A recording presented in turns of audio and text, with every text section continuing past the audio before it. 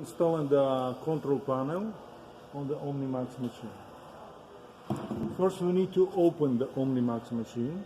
We use here on the bottom, show from here, 2 screws here and here. You need Allen key to open those screws. It's already broken. Okay, when we release 2 screws, we can open this part. The control panel.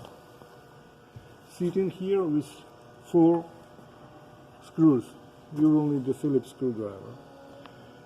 So, we will install the new one, but before installing the new one, you remove the old one. So, we connect this. Then we secure with the original screws that you removed before with the Phillips. And we connect this. Then we connect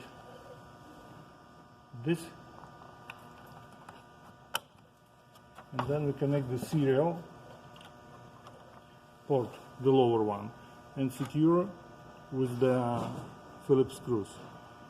So totally we connect 1, 2, 3, 4, 5 connectors. Okay? Then we secure the control panel with the 4 Phillips screws to the frame. Then we close the machine and put back 2 Allen screws to secure the front door.